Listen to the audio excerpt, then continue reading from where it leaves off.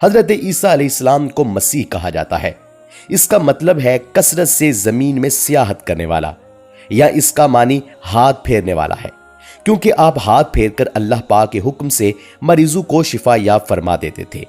آپ علیہ السلام کی پیدائش اللہ تعالیٰ کا ایک عظیم معجزہ ہے۔ اللہ تعالیٰ سورہ مریم میں آیات 16 تا 23 میں فرماتے ہیں، اور اس کتاب میں بھی مریم کا واقعہ بیان کیجئے جب کہ وہ اپنے گھر کے افراد سے الگ ہو کر ایک مقام میں آئیں اور ان لوگوں کی طرف سے پردہ کر لیا۔ پھر ہم نے اپنی روح کو ان کے پاس بھیجا، بس وہ ان کے سامنے پورا آدمی بن کر ظاہر ہوا، تو کہنے لگی، میں تجھ سے رحمان کی پناہ مانگتی ہوں، اگر تو کچھ بھی اللہ سے ڈرنے والا ہے۔ اس نے جواب دیا کہ میں تو اللہ کا بھیجا ہوا قاصد ہوں، تجھے ایک پاکیزہ لڑکا دینے آیا ہوں۔ کہنے لگی، بھلا میرے یہاں بچہ کیسے ہو سکتا ہے؟ مجھے تو کسی انسان کا ہاتھ تک نہیں لگا، اور نہ میں بدکار ہوں۔ اس نے کہا، بات تو یہی ہے، لیکن تیرے پروردگار کا ارشاد ہے کہ وہ مجھ پر بہت ہی آسان ہے، ہم تو اسے لوگوں کے لیے ایک نشانی بنا دیں گے اور ایک خاص رحمت ہے۔ یہ تو ایک طے شدہ بات ہے۔ پس وہ حمل سے ہو گئی، اور اسی وجہ سے وہ یکسو ہو کر ایک دور کی جگہ چلی گئی۔ پھر درد ذیل اسے ایک کھجور کے تنے کے نیچے لے آیا، اور بے ساختہ زبان سے نکل گیا تھا کہ کاش میں اس سے پہلے ہی مر گئی ہوتی اور لوگوں کی یاد سے بھی بھولی بسری ہو جاتی۔ سیدہ مریم علیہ السلام بہت ہی عبادت گزار بندی تھی۔ انہوں نے اپنے اور لوگوں کے درمیان آڑ بنا لی تھی۔ انہیں کھانا بھی پردے کے پیچھے سے پکڑایا جاتا۔ اللہ تعالیٰ کی طرف سے بھی انہیں خاص رزق مل رہا تھا۔ اس حالت میں حضرت جبرائیل علیہ السلام ان کے پاس آئے۔ انہوں نے ان کے گریبان میں اللہ کے حکم سے پھونک ماری، اس سے انہیں حمل ٹھہر گیا۔ ولادت کا وقت آیا تو آپ لوگوں سے بہت دور ہو گئی، یعنی بیت اللحم چلی گئی۔ وہیں انہیں درد ذیل شروع ہو گیا۔ تب کہنے لگی، کاش میں اس سے پہلے مر جاتی۔ اللہ تعالیٰ کی طرف سے ارشاد ہوا، سورہ مریم آیات 24 تا 28 میں ہے، اتنے میں اسے نیچے سے ہی آواز دی گئی کہ آزردہ خاطر نہ ہو، تیرے رب نے تیرے پاؤں تلے ایک چشمہ جاری کر دیا ہے، اور اس کھجور کے تنے کو اپنی طرف ہلا، یہ تیرے سامنے تر و تازہ پکی کھجوریں گرا دے گا۔ اب چین سے کھا پی اور آنکھیں ٹھنڈی کر۔ اگر تجھے کوئی انسان نظر لگ جائے تو کہہ دینا کہ میں نے اللہ رحمان کے نام کا روزہ رکھا ہے، میں آج کسی شخص سے بات نہ کروں گی۔ عیسیٰ علیہ السلام کو لیتے ہوئے وہ اپنی قوم کے پاس آئی۔ سب کہنے لگے، مریم تو نے بڑی بری حرکت کی ہے، اے ہارون کی بہن، نہ تو تیرا باپ برا آدمی تھا اور نہ تیری ماں بدکار عورت تھی۔ یہاں ہارون سے مراد حضرت موسیٰ علیہ السلام کے بھائی حضرت ہارون علیہ السلام مراد نہیں، بلکہ حضرت مریم علیہ السلام کے بھائی کا نام ہارون تھا۔ قوم کی باتیں سن کر حضرت مریم علیہ السلام خاموش رہی اور بچے کی طرف اشارہ کر دیا کہ اس سے بات کرو۔ وہ کہنے لگے، بھلا دودھ کا بچہ کیسے بات کر سکتا ہے؟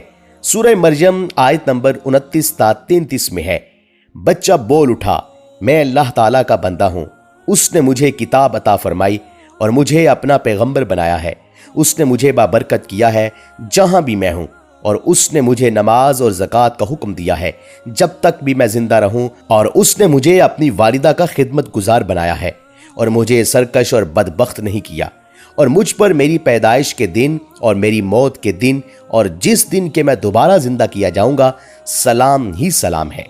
اللہ تعالیٰ نے حضرت عیسیٰ علیہ السلام کی اس گفتگو کے بعد فرمایا، یہ ہے صحیح واقعہ عیسیٰ ابن مریم کا، یہی وہ حق بات ہے جس میں لوگ شک و شبہ میں مبتلا ہیں۔ اللہ کے لیے اولاد کا ہونا لائق نہیں، وہ تو بالکل پاک صاف ہے۔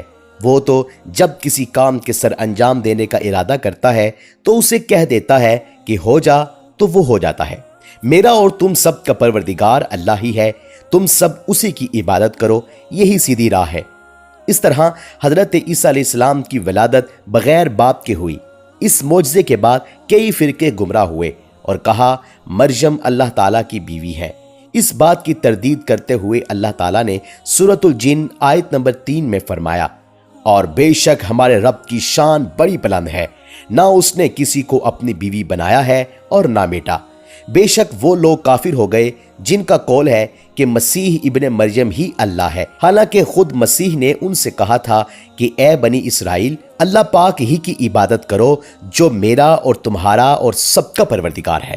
یقین مانو کہ جو شخص اللہ کے ساتھ شریک ٹھہراتا ہے اللہ تعالیٰ نے اس پر جنت حرام کر دی ہے۔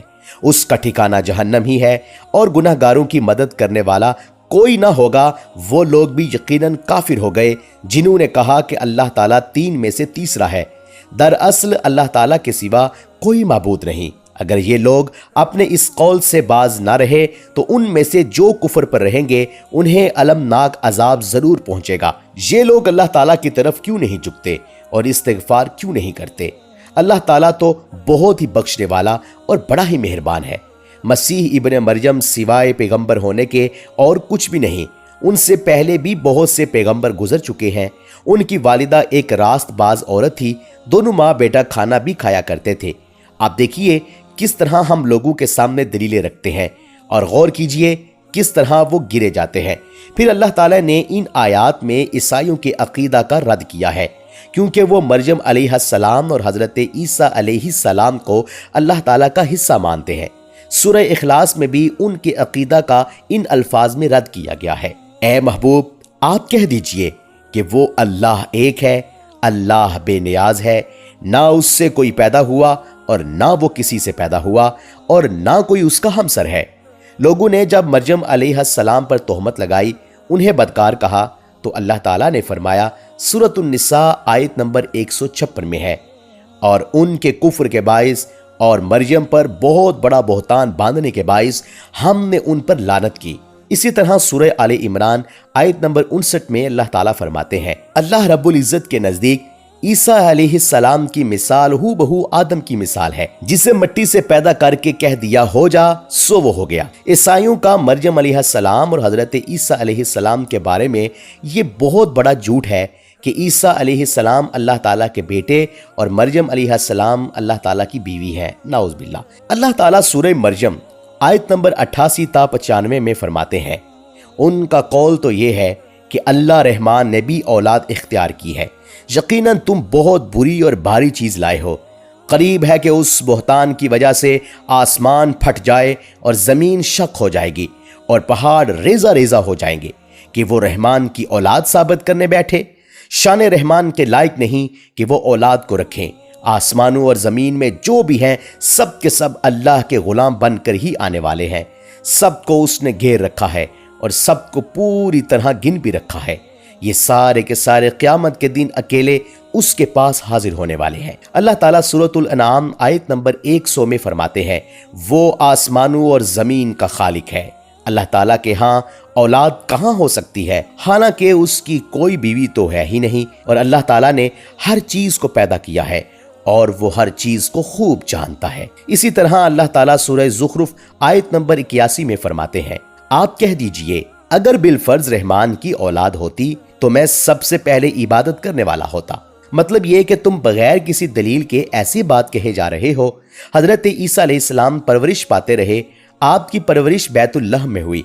आपने बचपन ही में काफी इल्म हासिल कर लिया था, क्योंकि आपको और आपकी वालिदा को अल्लाह ताला ने जहान वालों के लिए अपनी कुदरत की निशानी ठहराया है। अल्लाह ताला सूरतुल मुमिनून आयत नंबर 50 में फरमाते हैं, और हमने इब्ने मरियम और उनकी वालिदा को निशानी बनाया और इन दोनों को बुलंद और साफ करार वाली और जारी पानी वाली जगह में पनाह दी। उलमा कहते हैं कि हजरत मरियम अलैहिस्सलाम बैतुल्लहम से बैतुल मक़दस की तरफ मुंतकिल हो गई।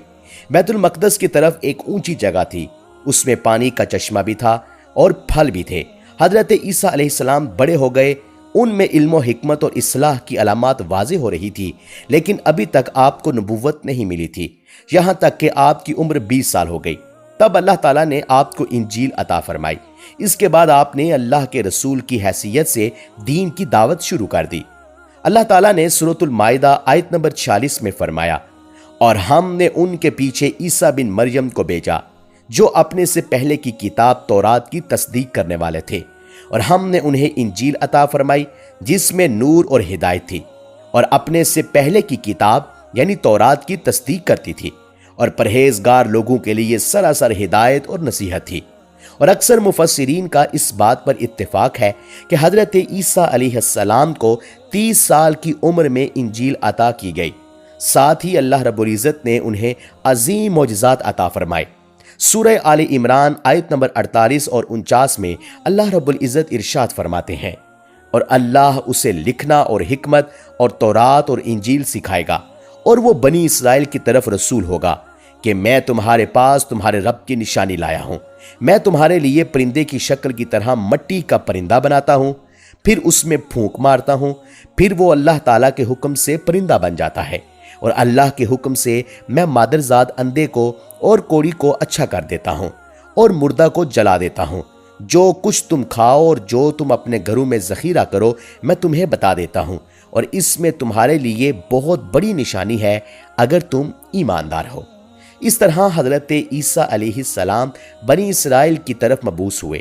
تمام نبی کسی خاص قوم کی طرف مبعوث ہوئے ہیں، جبکہ نبی اکرم صلی اللہ علیہ وآلہ وسلم تمام انسانوں اور جنوں کے لیے رسول بنا کر بھیجے گئے۔ یہ آپ کی خصوصیات میں سے ایک امتیازی خصوصیت ہے۔ اللہ تعالیٰ نے حضرت عیسیٰ علیہ السلام کو عظیم معجزات عطا فرمائے۔ پیدائشی اندھا بینا ہو جاتا، کوڑی کا کوڑ دور ہو جاتا، برس والے کے جسم پر ہاتھ رکھ دیتے تو اس کا برس ختم ہو جاتا، مٹی کے پرندے بنا کر پھونک مارتے تو وہ آسمان کی طرف پرواز کر جاتے۔ لیکن سب سے بڑا معجزہ اللہ تعالیٰ نے آپ کو یہ عطا فرمایا ہے کہ آپ نے اللہ کے حکم سے مردوں کو زندہ کیا۔ سورہ آل عمران آیت نمبر 50 اور 51 میں اللہ رب العزت ارشاد فرماتے ہیں، اور میں تورات کی تصدیق کرنے والا ہوں جو مجھ سے پہلے ہے، اور میں اس لیے آیا ہوں کہ تم پر بعض چیزیں حلال کر دوں گا جو تم پر حرام کر دی گئی ہیں، اور میں تمہارے پاس تمہارے رب کی نشانیاں لایا ہوں، اس لیے تم اللہ سے ڈرو اور میری فرما برداری کرو۔ یقین مانو کہ میرا اور تمہارا رب اللہ ہی ہے، تم سب اسی کی عبادت کرو اور وہی سیدھی راہ ہے۔ لوگوں نے تمام نشانیاں دیکھیں لیکن پھر بھی وہ کفر کرتے رہے، عیسیٰ علیہ السلام کی تکذیب کرتے رہے۔ اللہ تعالیٰ سورہ آل عمران آیت نمبر 52 میں فرماتے ہیں، مگر جب عیسیٰ علیہ السلام نے ان کا کفر محسوس کر لیا تو کہنے لگے، اللہ کی راہ میں میری مدد کرنے والا کون ہے؟ حواریوں نے جواب دیا، ہم اللہ کی راہ کے مددگار ہیں، ہم اللہ پر ایمان لائے اور آپ گواہ رہیے کہ ہم فرما بردار ہیں۔ سورۃ الصف میں اللہ رب العزت عیسیٰ علیہ السلام کی زبانی فرماتے ہیں کہ انہوں نے ایمانداروں کو مخاطب کر کے کہا، اے ایمان والو، تم اللہ کے مددگار بن جاؤ، جس طرح مریم کے بیٹے عیسیٰ علیہ السلام نے حواریوں سے کہا کہ کون ہے جو اللہ کی راہ میں میرا مددگار بنے؟ حواریوں نے کہا کہ ہم اللہ کی راہ میں مددگار ہیں۔ بنی اسرائیل میں سے ایک جماعت ایمان لے آئی اور ایک جماعت نے کفر کیا، تو ہم نے مؤمنوں کی ان کے دشمنوں کے مقابلے میں مدد فرمائی، پس وہ غالب آ گئے۔ اس کے بعد اللہ تعالیٰ نے دین عیسوی کو یہودیوں کے مذہب پر غالب کر دیا۔ جب لوگوں نے کفر کیا اور اس وقت صرف حواری آپ پر ایمان لائے تھے، ان کی تعداد 12 تھی۔ بعد میں دین عیسوی کو اللہ رب العزت نے مکمل طور پر غلبہ عطا فرمایا۔ حواری ایمان ضرور لائے تھے لیکن ان میں کسی قدر تردد تھا۔ اللہ رب العزت نے سورۃ المائدہ آیت نمبر 111 تا 115 میں فرمایا ہے، اور جب میں نے حواریوں کو حکم دیا کہ تم مجھ پر اور میرے رسول پر ایمان لاؤ، انہوں نے کہا ہم ایمان لائے اور آپ گواہ رہیے کہ ہم پورے فرما بردار ہیں۔ وہ وقت یاد کے قابل ہے جب حواریوں نے عرض کیا کہ اے عیسیٰ، کیا آپ کا رب ایسا کر سکتا ہے کہ ہم پر آسمان سے کھانا نازل فرما دے؟ آپ نے فرمایا کہ اللہ سے ڈرو اگر تم ایماندار ہو۔ وہ بولے، ہم یہ چاہتے ہیں کہ اس میں سے کھائیں اور ہمارے دلوں کو پورا اطمینان ہو جائے، ہمارا یہ یقین اور بڑھ جائے کہ ہم نے آپ سے سچ بولا ہے اور ہم گواہی دینے والوں میں سے ہو جائیں۔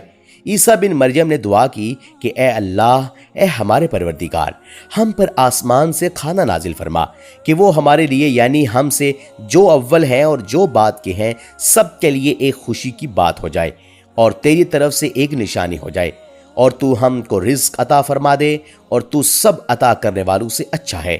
حق تعالیٰ نے ارشاد فرمایا کہ میں وہ کھانا تم لوگوں پر نازل کرنے والا ہوں، پھر جو شخص تم میں سے اس کے بعد کفر کرے گا تو میں اس کو ایسی سزا دوں گا کہ وہ سزا دنیا جہان والوں میں سے کسی کو نہیں دوں گا۔ اور یہ اللہ تعالیٰ کی سنت ہے کہ جب منہ مانگا معجزہ آ جائے اور اس کے بعد بھی لوگ کفر کریں تو تمام لوگ ہلاک کر دیے جاتے ہیں۔ آخرکار وہ کھانا اترنے لگا، انہوں نے اس کھانے کو کھایا اور ایمان پر قائم رہے، البتہ ان میں سے ایک نے خیانت کی، اس کا ذکر آگے آئے گا۔ ان مسلسل معجزات کا لوگوں میں چرچا ہونے لگا۔ یہودی عالموں اور بادشاہوں کو اس بات کی فکر ستا رہی تھی کہ لوگ ان کی پیروی چھوڑ کر عیسیٰ بن مریم علیہ السلام کے پیروکار بن رہے ہیں۔ گویا ان کی حکومت ڈگمگا رہی تھی، دنیاوی بادشاہت بھی ہاتھ سے نکل رہی تھی اور دینی امور کی قیادت سے بھی ہاتھ دھونے پڑ رہے تھے۔ یہ صورتحال دیکھ کر یہودی علماء یہودی بادشاہ کے پاس گئے، اسے عیسیٰ علیہ السلام کے بارے میں خوف زدہ کرنے لگے، کہنے لگے وہ خود کو یہود کا بادشاہ خیال کرتا ہے اور دعویٰ کر رہا ہے کہ جلد ہی ان سے بادشاہت چھین لے گا۔ بادشاہ کو اپنی حکومت کی پڑ گئی، اس نے حکم دیا کہ اسے سولی پر چڑھا دو۔ اس وقت سزا کا یہی طریقہ تھا، آدمی کو قتل نہیں کرتے تھے بلکہ سولی پر لٹکا دیا کرتے تھے اور ہاتھوں اور پیروں میں کیل ٹھونک دیے جاتے تھے۔ اسی حالت میں لٹکا ہوا وہ ختم ہو جاتا تھا۔ اس طرح یہودیوں نے حضرت عیسیٰ علیہ السلام کے قتل کا پروگرام بنایا۔ یہ آپ کے رسول بننے کے 3 سال بعد کی بات ہے۔ انجیل کے مطابق یہودیوں نے جس شخص کو عیسیٰ علیہ السلام کے خلاف ابھارا تھا وہ روم کا گورنر تھا۔ اس گورنر نے اپنے سپاہیوں کے ساتھ مل کر حضرت عیسیٰ علیہ السلام کو گرفتار کرنے کی سازش تیار کی اور حضرت عیسیٰ علیہ السلام کے ایک شاگرد یہودا اسکریوتیو کو 30 دینار پر جاسوسی کے لیے تیار کیا۔ ان دنوں حضرت عیسیٰ علیہ السلام مذہبی تہوار منانے بیت المقدس آئے ہوئے تھے۔ یہاں حضرت عیسیٰ علیہ السلام نے کھانا کھایا اور اپنے 11 شاگردوں سمیت شہر سے باہر قدسمنی نامی ایک جگہ پر رات گزارنے کے لیے تشریف لے گئے۔ پھر اپنے شاگردوں سے الگ ہو کر اللہ سے یوں دعا کی، اے میرے اللہ، اگر ہو سکے تو یہ پیالہ یعنی موت مجھ سے ٹل جائے، اور اس کے جواب میں تسلی نازل ہوئی۔ علماء کا اس بات پر اتفاق ہے کہ جب یہودی حضرت عیسیٰ علیہ السلام کے شاگرد یہودا اسکریوتیو کی رہنمائی پر وہاں پہنچے تو حضرت عیسیٰ علیہ السلام جہاں اور ان کے شاگرد تھے تو ان لوگوں نے حضرت عیسیٰ علیہ السلام اور ان کے حواریوں کا محاصرہ کر لیا۔ عین اسی وقت اللہ تعالیٰ نے حضرت عیسیٰ علیہ السلام کو آسمان پر اٹھا لیا اور مخبری کرنے والے حضرت عیسیٰ علیہ السلام کے شاگرد یہودا پر حضرت عیسیٰ علیہ السلام سے مشابہت دے دی گئی۔ چنانچہ حکومت کے اہلکاروں، یہودیوں، حتیٰ کہ خود حواریوں نے بھی اسی کو عیسیٰ سمجھ لیا اور اسی کو لے جا کر پھانسی پر چڑھا دیا گیا، جیسا کہ سورۃ النساء میں اللہ تعالیٰ فرماتے ہیں، اور اس وجہ سے بھی ہم نے ان پر لعنت کی کہ انہوں نے کہا کہ ہم نے مسیح بن مریم جو کہ اللہ کے رسول ہیں اسے قتل کیا ہے، حالانکہ نہ انہوں نے اسے قتل کیا اور نہ سولی دیا، لیکن ان کو شبہ پڑ گیا، اور جو لوگ اس میں اختلاف کر رہے ہیں وہ خود شک میں ہیں، انہیں حقیقت حال کا کچھ علم نہیں ہے۔ یہ لوگ محض گمان کے پیچھے لگے ہوئے ہیں، اور یہی بات ہے کہ انہوں نے حضرت عیسیٰ علیہ السلام کو قتل نہیں کیا تھا بلکہ اللہ نے اسے اپنی طرف اٹھا لیا تھا، اور اللہ بہت زور آور اور حکمت والا ہے۔ عیسائی اور یہودی اس بات پر متفق تھے کہ حضرت عیسیٰ علیہ السلام کو سولی چڑھا دیا گیا ہے، لیکن ان میں تھوڑا سا اختلاف تھا۔ یہودی کہتے ہیں کہ وہ قتل ہو گئے ہیں، جبکہ عیسائی کہتے ہیں کہ وہ 3 دن مردہ ہونے کے بعد زندہ ہو گئے اور آسمان پر چلے گئے۔ اللہ تعالیٰ نے ان دونوں گروہوں کی تردید کرتے ہوئے فرمایا ہے کہ یہ شک میں مبتلا ہے، در حقیقت یہ لوگ عیسیٰ علیہ السلام کو گرفتار نہ کر سکے تھے۔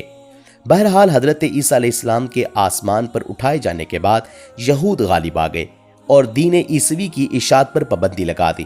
البتہ چپ کے لوگ اس دین سے آگاہی حاصل کرتے رہے، اور یہ سلسلہ 240 سال تک یوں ہی چلتا رہا، یہاں تک کہ ایک بادشاہ نے عیسائی مذہب قبول کر لیا۔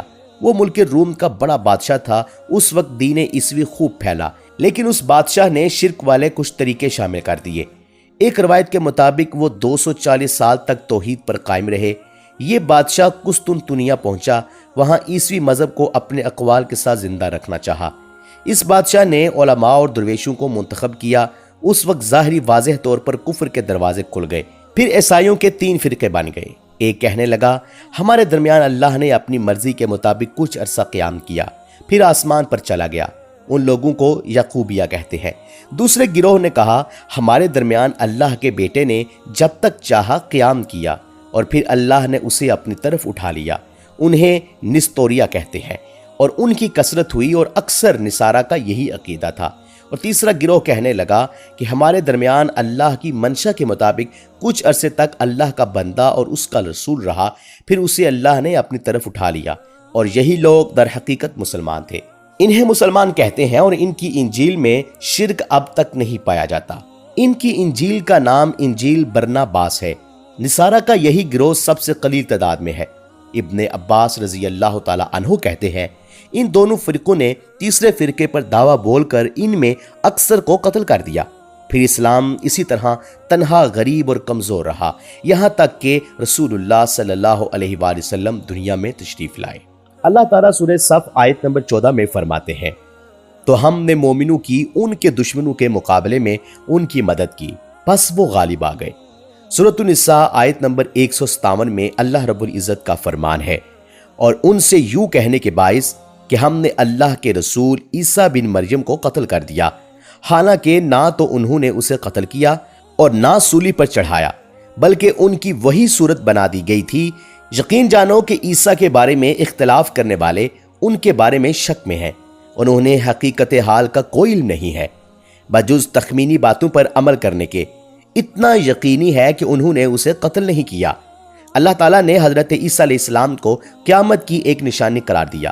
سورۃ الزخرف آیت نمبر 61 میں اللہ رب العزت ارشاد فرماتے ہیں، اور یقیناً عیسیٰ قیامت کی علامت ہے، بس تم قیامت کے بارے میں شک نہ کرو اور میری فرما برداری کرو، یہی سیدھی راہ ہے۔ قیامت کے قریب حضرت عیسیٰ علیہ السلام آسمان سے نازل ہوں گے، اور ان کا نزول اس کی علامت ہوگا کہ اب قیامت قریب ہے۔ حضرت عیسیٰ علیہ السلام اور نبی کریم صلی اللہ علیہ وآلہ وسلم کے درمیان اور کوئی نبی نہیں ہے، اس لحاظ سے نبی کریم صلی اللہ علیہ وآلہ وسلم لوگوں سے زیادہ حضرت عیسیٰ علیہ السلام کے قریب ہے۔ جیسا کہ ایک حدیث میں ہے، نبی اکرم صلی اللہ علیہ وآلہ وسلم نے فرمایا، انبیاء کرام سب ایک باپ کے بیٹے بھائی کی طرح ہیں، مائیں جدا جدا اور دین ایک ہے، اور تمام لوگوں سے زیادہ عیسیٰ کے نزدیک میں ہوں، کیونکہ میرے اور ان کے درمیان کوئی نبی نہیں ہے۔ نبی کریم صلی اللہ علیہ وآلہ وسلم اور حضرت عیسیٰ علیہ السلام کی درمیانی مدت تقریباً 560 سال ہے۔ آپ فرماتے ہیں وہ بہت جلد نازل ہوں گے، جب تم انہیں دیکھو گے تو پہچان لو گے، اور وہ درمیانے قد کے ہیں اور ان کا چہرہ سفید اور سرخی مائل ہے، ان کے سر کے بال سیدھے ہیں، ان کے بالوں سے پانی کے قطرے گرتے محسوس ہوں گے، حالانکہ ان کا سر بالکل خشک ہوگا۔ وہ مسجد دمشق کے سفید مینار پر اتریں گے، صلیب کو توڑ دیں گے، خنزیر کو قتل کر دیں گے، عیسائیت سمیت تمام باطل دین کو ختم کر دیں گے، نصرانیت کی تمام علامات مثلا صلیب اور خنزیر کا خاتمہ کر دیں گے۔ ان کے زمانے میں تمام مذہب ختم ہو جائیں گے، صرف اسلام باقی رہ جائے گا۔ دجال کو بھی اللہ پاک حضرت عیسیٰ علیہ السلام کے ہاتھوں قتل کرا دیں گے۔ پوری زمین پر صرف اسلام ہی ہوگا، ساری زمین امن کا گہوارہ بن جائے گی، یہاں تک کہ بکری اور شیر مل کر زندگی بسر کریں گے، بچے سانپوں سے کھیلیں گے، کوئی کسی کو تکلیف نہیں پہنچائے گا۔ حضرت عیسیٰ علیہ السلام زمین پر 40 سال قیام کریں گے، پھر آپ کی وفات ہو جائے گی، مسلمان آپ کا نماز جنازہ ادا کریں گے، آپ کو دفن کریں گے۔ قیامت کے دن اللہ تعالیٰ ان سے فرمائیں گے، سورۃ المائدہ آیت نمبر 116 اور 117 میں ہے، اور وہ وقت بھی قابل ذکر ہے جب اللہ فرمائے گا، اے عیسیٰ بن مریم، کیا تم نے ان لوگوں سے کہا تھا کہ مجھے اور میری ماں کو بھی اللہ کے علاوہ معبود قرار دینا؟ عیسیٰ عرض کریں گے، تو پاک ہے، مجھے کسی طرح لائق نہ تھا کہ میں ایسی بات کہتا جس کو کہنے کا مجھے کوئی حق نہیں۔ اگر میں نے کہا ہوگا تو تجھے اس کا علم ہوگا، تو میرے دل کے اندر کی بات بھی جانتا ہے، اور جو کچھ تیرے نفس میں ہے میں اس کو نہیں جانتا۔ تمام غیبوں کا جاننے والا تو ہی ہے، میں نے تو اس سے اور کچھ نہیں کہا مگر صرف وہی جو تو نے مجھے حکم فرمایا تھا کہ تم اللہ کی بندگی اختیار کرو، جو میرا بھی رب ہے اور تمہارا بھی رب ہے۔ میں ان پر گواہ رہا جب تک میں ان میں رہا، پھر جب تو نے مجھے اٹھا لیا تو ہی ان پر نگران تھا، اور تو ہی ہر چیز کی خوب نگرانی کرتا ہے۔ اللہ تعالیٰ اہل کتاب کو مخاطب کر کے سورۃ النساء آیات نمبر 171 اور 172 میں فرماتے ہیں، اے اہل کتاب، اپنے دین کے بارے میں حد سے نہ گزر جاؤ، اور اللہ پر صرف حق کے اور کچھ نہ کہو۔ مسیح ابن مریم تو صرف اللہ کے رسول اور اس کے کلمہ ہے، جسے اس نے مریم کی طرف ڈال دیا تھا، اور اس کے پاس کی روح ہے۔ اس لیے تم اللہ کو اور اس کے سب رسولوں کو مانو، اور نہ کہو کہ اللہ تین ہے، اس سے باز آ جاؤ، تمہارے لیے بہتر یہی ہے۔ اللہ عبادت کے لائق تو صرف ایک ہی ہے، اور وہ اس سے پاک ہے کہ اس کی اولاد ہو۔ اسی کے لیے ہے جو کچھ آسمانوں میں ہے اور جو کچھ زمین میں ہے، اور اللہ کافی ہے کام بنانے والا۔ سیدنا عیسیٰ علیہ السلام کو اللہ تعالیٰ نے کتاب انجیل عطا فرمائی، جو تورات ہی کی درست شکل تھی۔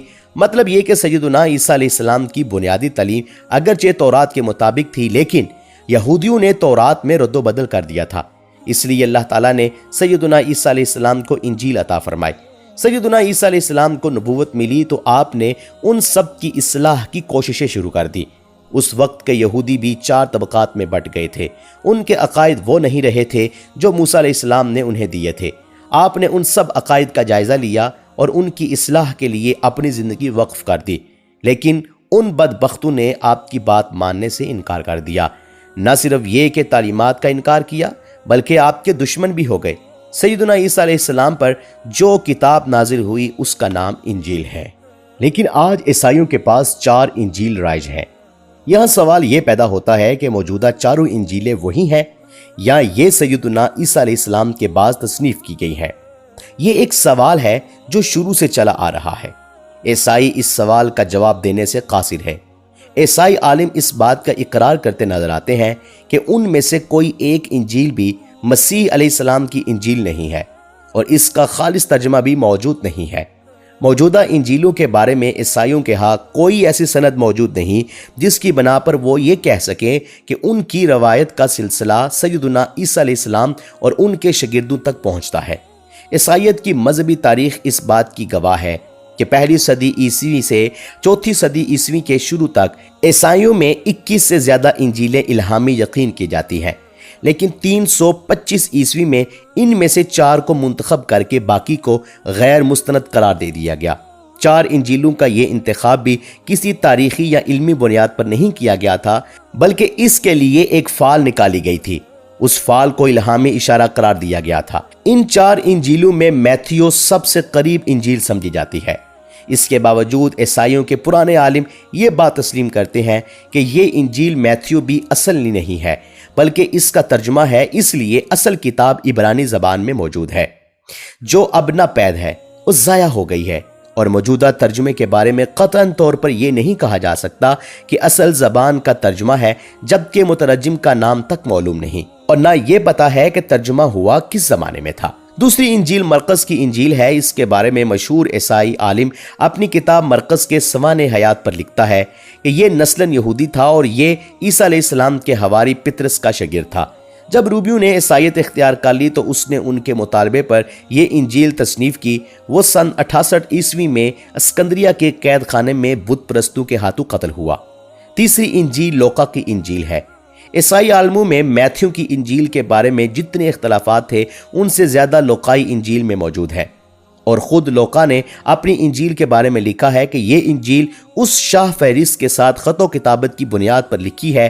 وہ اس میں مخاطب کر کے لکھتا ہے کہ سچ کی باتیں جن لوگوں نے کانوں سے سنی تھی انہوں نے ہم تک جس طرح پہنچائی ہیں ان کو بہت سے لوگ ہم سے نقل کر رہے ہیں، اس لیے میں یہ ضروری سمجھتا ہوں کہ ان کو خود ہی صحیح طریقے پر کر دوں تاکہ تمہیں صحیح حقیقت معلوم ہو جائے۔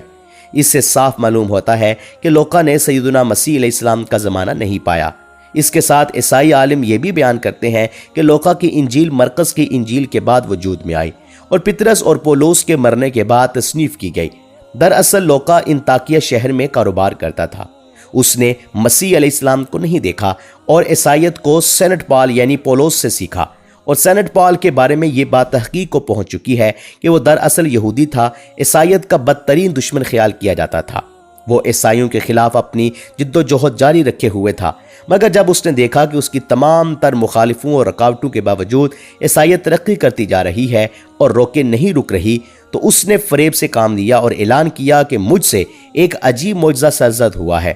میں صحت کی حالت میں تھا کہ میں زمین پر گرا جیسے کوئی کسی کو لڑائی میں پچاڑ دیتا ہے، اور اسی حالت میں مسیح علیہ السلام نے مجھے ہاتھ لگایا اور سخت الفاظ میں کہا کہ خبردار، آئندہ ہرگز میرے پیروکاروں کے خلاف کوئی قدم نہیں اٹھانا۔